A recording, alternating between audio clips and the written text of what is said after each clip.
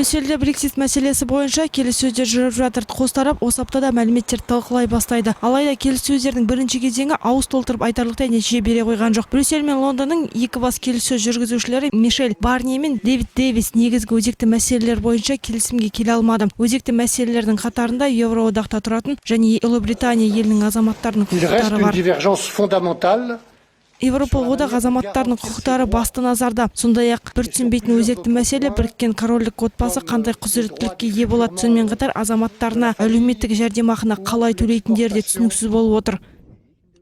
Тағы бір даулы мәселе Ирландия мен Солтүстік Ирландия арасындағы шекара бірінші бөлігі Евроодақтың, екінші бөлігі Ұлыбританияға тиесілі болып отыр. More work needs to be done. Біз ынтымақтастықты жалғастыруға ниеттеміз. Ирландияның солтүстік пен Солтүстік Ирландияның бірге жұмыстануы керек. Бұл Евроодақтың заңнамасында айтылған. Брекситтен кейін Ұлыбритания аталған мәселемен қалай жұмыстанатынын түсінгіміз келеді. Қос тарап келіссөздер барысында қаржы мәселесі бойынша мәмілеге келе алмады. Евроодақ қарыздарын қайтарылуын талап етіп отыр. Бұл миллиондаған евро. Ал лондондық тарап болса, бұл келіссөздің осылай өрбігеніне дән риза. Біздер сындарлы және серпінді кезеңді бастан өткізген болатынбыз. Аталған бағытымыздан жаңылмаймыз. Басқаша айтқанда, Мишель уақыт күтпейді. Бұл дұрыс.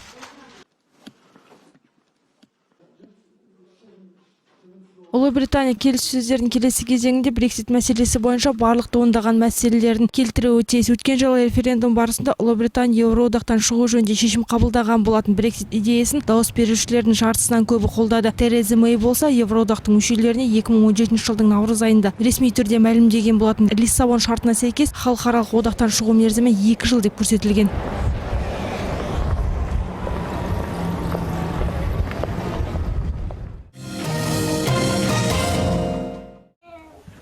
Мына бос бөлмеден тек жалаң қабырғалар мен еден жабуға арналған көрпешені көруге болады. Бұл мысырлық Юсуф Абдулланың отбасы. Олар Эльмани атты қаланың қасында тұрады. Шілде айында 20-дан астам азамат өлім құшқан. Солардың қатарында Юсуф Абдулла да бар. Ер азаматтар Ливияға жұмыс жасауға аттанған. Олар шөл даланы жаяу жүріп өтуге бел буады. Алайда ер азаматтар ыстық ауа райының салдарынан күш қуаттарының сарқылуынан қаза табады. Мысырлық ауыл тұрғындары кедейшіліктері өмір сүруде, себебі жұмыс жоқ. Олар тіпті соғыс болып жатырған Ливияға аттануға әзір. Неге жас жігіт өзінің отбасын тастады, өзін осындай қауіпті жағдайға қалдырды? Себебі неде, не үшін? Марқұм осында өзін асырай алмай отыр. Отбасын асырайтын мүмкіндігі болса, ол өзге жерге аттанбас еді.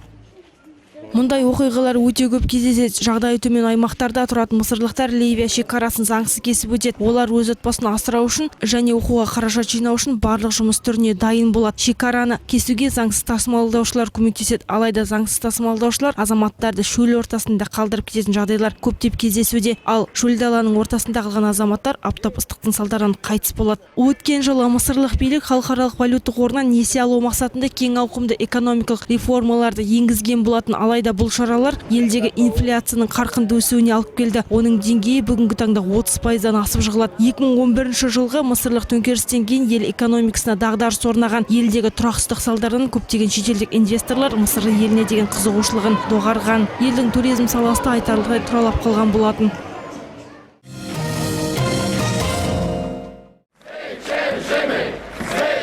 Бейсенбі күні Варшавада 10 мыңдаған поляк президент сарайының алдына шығып наразылықтарын білдірді. Евроодақтың ескертуінен кейін елдің парламентінің қос палатасы сот реформасына байланысты өз шешімін шығарған болатын. Заң жобасын қабылдамаған кезде Евроодақ санкциялармен қорқытты. Наразылық білдірушілер мен оппозиция өкілдері ел президентінен жаңадан қабылданған заң жобасына вето қоюды талап етуде. Мына зәулім сарайда тұратын азамат барлық поляктардың президент екенін дәлелдеу үшін бұл таптырмас мүмкіндік тек оған 3-1 заң жобасына вето қою қажет. Біздер тыйым салуды талап етеміз. Билеуші партия бастапқыда бұқаралық ақпарат құралдарын бақылауға алған еді. Кейін Конституциялық сот енді сот бақылауына өтті. Біздер бұлай жалғастыра беруіне жол бермейміз. Билеуші партия ұсынған заң жобасы сеймінмен қабылданған болатын. Аталмыш заң жобасы әділет министрлігіне соттың басшылығын тағайындауға құқық береді және судьяларды қызметінен босаталады. Сондай-ақ парламенттің ұлттық сот кеңесінің 15-тен 25-ге дейінгі мүшесін таңдауға құқылы. Бұл орган судьялар тағайындайды және соттардың тәуелсіздігін қамтамасыз етеді. Ал ел парламенттің депутаттардың басым көпшілігі заң және әділет партиясының өкілдері. Бұл тек сот және жоғарғы сот судьялар жайында емес, бұл билеуші партияның халықтың қабылданған референдумына қарсы шешім. Олар конституцияны сақтамай отыр. Еліміздің азаматтары демократияны таңдады, алайда үкімет заң бұзып отыр. Бұл дегеніміз конституциямызды бұзады. Сол себептен Польшада демократия жойылып кетудің сәл алдында тұр. Бұл сөзсіз дұрыс емес шешім. Біз сол себептен ел президенттің аталмыш заң жобасына тыйым салғанын қалаймыз. Оппозиция өкілдері келтірген дерекке сүйенсек, Варшавада өткен митингке наразылық шарасына 50 мыңға жуық азамат қатысқан. Польшаның бірқатар қалаларында аталмыш митингтер жалғасын тауып, оған 10 мыңдаған поляктық атсалысыпты.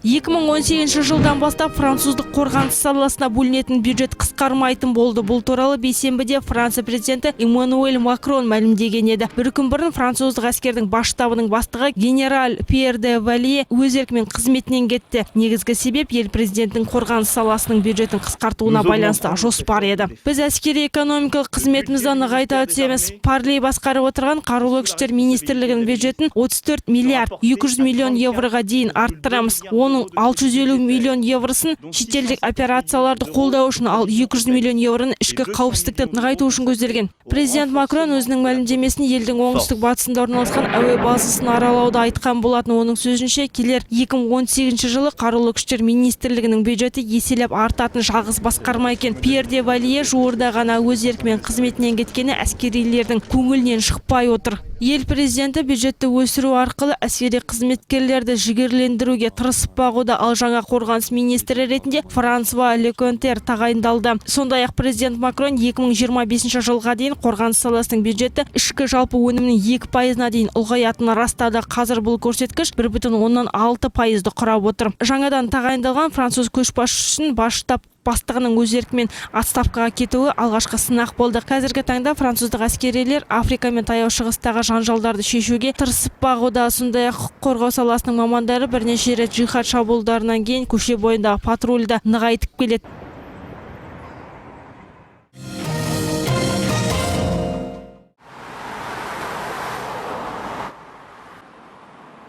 20 шілдеде Қытай елшілігі бар әлемнің барлық дерлік елдерінде мынандай көріністі көруге болады. Бұл үнсіздік наразылық акциясы. Аталмыш шараны Фальгинун ұстанушылары 18 жылдан бері ұйымдастырып келеді. Олар барша адамзаттың назарына 21 ғасырдағы Қытай елінің ең қатал репрессиясын еске салады. 1999 жылы 20 шілдеде Қытай Халық Республикасының бұрынғы бас хатшысы Цзэн Зэмин коммунистік партияның барлық репрессиялық күш құрылымын осы сол уақыттағы танымал болған Цигунға жіберген болатын. Сол кезеңде Қытайдағы Фальгинун ежелгі медиация практикасымен шамамен 100 миллионға жуық азамат айналысқан. Ал Қытай басшысы адамдардың атеистік көзқарасына қарсы болады. 18 жыл бұрын осы тәжірибенің жақтастары әлемнің ең ірі ар-ождан тұтқындары болып есептеледі. Миллиондаған азаматтар азапқа ұшырап түрмелер мен қамау орталықтарына жазасын өтеуге жіберіледі. 2006 жылы халықаралық зерттеулерге сәйкес Қытайдағы ар-ождан тұтқындарының дене мүшелерін күштеп трансплантациялау деректері де тіркелген.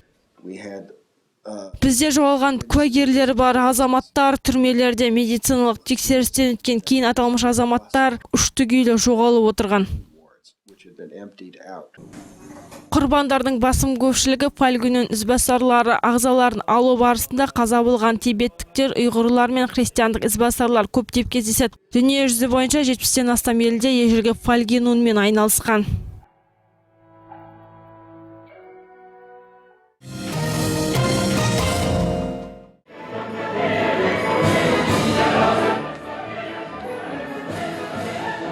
Кармен операсы Жоржа Бизенің шығармаларының ішіндегі шоқтығы биік туынды. Бұл жолы осы операны Австриядағы фестиваль кезінде қойды. Негізі бұл шара 100 жыл қатарынан дәстүрлі түрде өткізіліп келе жатқан шаралардың бірі. Оның басты ерекшелігі толқынды сахна. Бұл жолы сахнаны Кармен операсына орай дөңгелек карта пішінде сетіп безендірген. Бұл жерде 59 карта болса, оның әрқайсысы 2,5 тонна тартады.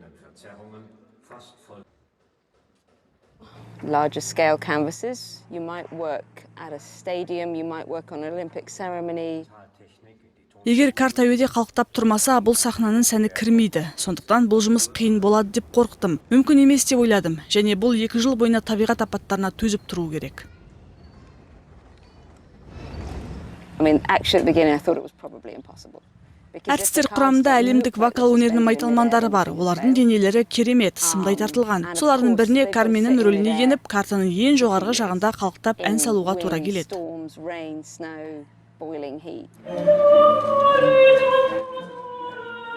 Біз бұл жолы Карменнің образын басқа қырынан көрсеткіміз келді. Ерекше сахнаға сәйкес әртістер тек суда жүзгенде әсер қалдырмайды, әрі төбеде аспан жарқырап тұрады. Біздің бұл қойылымды тек осы Боденск өзенінің жағасынан көруге болады.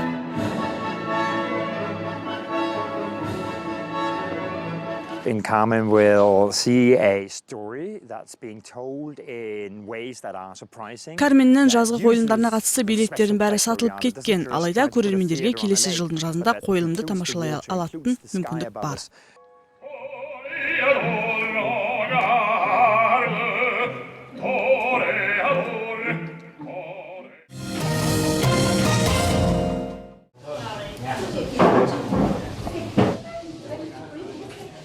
Вьетнам Республикасы аюдың өтін заңсыз өндіріп отырған фирмаға ескерту жасады. Олар екі жақты түсіністікке әкеліп соғатын меморандумға қол қойды.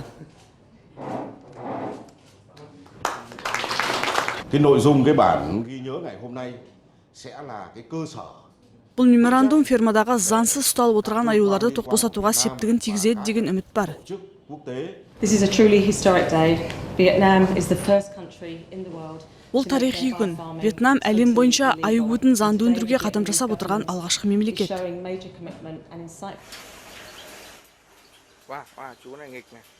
Мұндай заңсыз фермаларды жабу үшін 5 жыл уақыт керек. Олардың саны 400-ге жуықтайды. Ол жерде шамамен 1200-дей аю азапталып ұсталып отырған көрінеді. Ұрланған аюлар осындай тар торлы кабиналарда ұсталады. Олар тез қартайып кетеді. 5 жылдан кейін оларды өлтіреді. Аю өті Қытайда, Кореяда, Мьянмада елдерінде медицинада дәстүрлі түрде қолданылып келеді. Осыдан 20 жыл бұрын Вьетнам Республикасы аюдың өтіне жасалған өнімдерді саудалауға тыйым салған еді. Алайда олар тұрмыстық жағдайда аю ұстауға рұқсат ететін бапты алға тартып, аю өтін өндіріп отыр. Енді Вьетнамда жануарларды қорғаумен айналысатын барлық халықаралық ұйымдар бас қосып, аюларды қорғау мәселесін талдамақшы.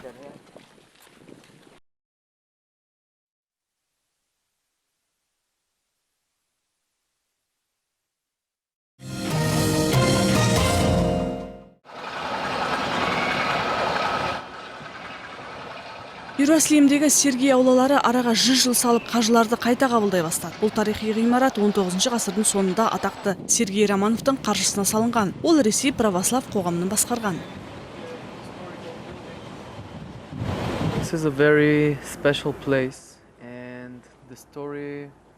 Бұл өте ерекше жер. Бізді 19 ғасырдың аяғына апаратын тарихи орын. Бұл жерде өте қасиетті санайды. Мына бұрыш Сергей Романов бұрыш деп аталады. Бұл орын орыс қаржыларына арналған.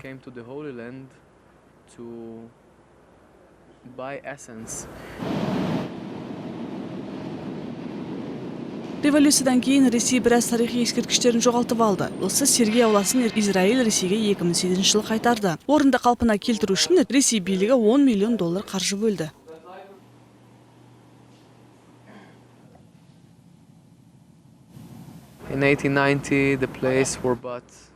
Ресейдегі бұл ғимарат 1890 жылдары шағын қонақ үй болған еді. Енді қазір молдаларға арналған сәулетті қонақ үйге айналды. Бұл қаланың орталығында орналасқан.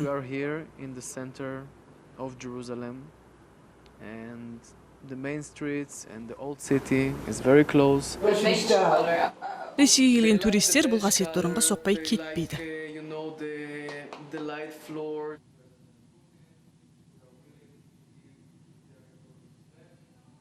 Жазғы ыстықтан жағалаудағы өзенге секіріп кеткен келеді. Енді Париж тұрғындары мұндай бақытты көре алады. Францияда ашық алаңда суға түсетін орын ашылды. Ол жерге су қалалық каналдан келеді. Оны қоқыстан, зиянды заттардан тазалайды. Судың тазалығы күн сайын тексеріледі дейді. Біз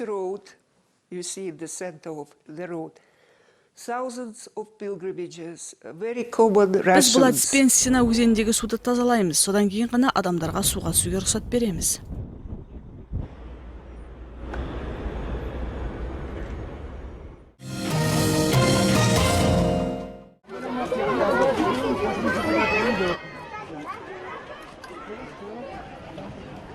2024 жылғы Олимпиаданы өткізу үшін Париж бен Лос-Анджелес қаласы бәсекелесіп жатыр. Рио-Жанейрода Олимпиада өткен кезде су лас болған. Содан кейін спортшылар жүзетін судың тазалығына қатты көңіл бөлінетін болыпты. Париждіктер өздері аспан асты ашық бассейндерде шомыла алады. Ол үшін Сена өзені жағалауы таптырмас орын. Ал каналдарда шомылу Парижде тыйым салынған.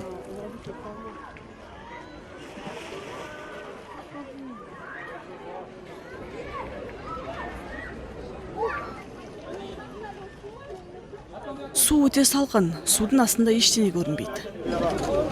Surtout la démonstration d'une méthode qui fonctionne, c'est-à-dire Бұл l'analyse. өте жақсы. Теңізге бара алмайтындар осы жерде армансыз демалады. Париж, күн, су деген керемет қой. Біздің қалада суға түсуге болатын орындар өте аз. Accueillir le triathlon olympique en 2024 et puis après les baigneurs parisiens à qui on aura rendu la Seine comme lieu de baignade, ce qu'ils ont connu d'ailleurs dans le début du XXe siècle.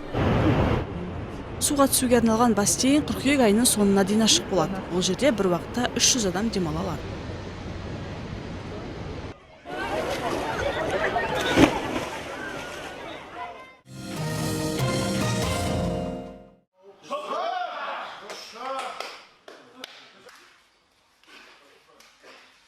Жапонияның Ногая қаласына 11 күрескер сумаға дайындалып жатыр. Олар бір-бірін құмға лақтырып, денелерін шынықтырады. Олардың әрқайсысы өзінің жаттықтырушылары бар, және ол жаттықтырушылар арнайы рұқсат алған мамандар.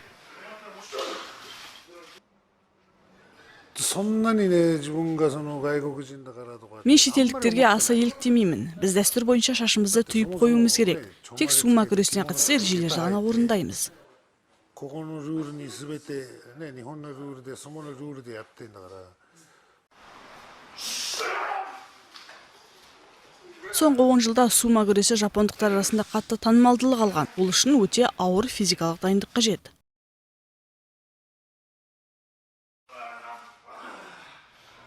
Тіл білмейтінім өте үлкен қиындық әкелді. Маған ұрсып жатқанда түсінбей тұрдым.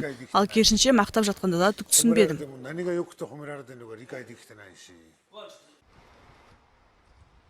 Сумадан чемпионат 23 шілде күні өтеді.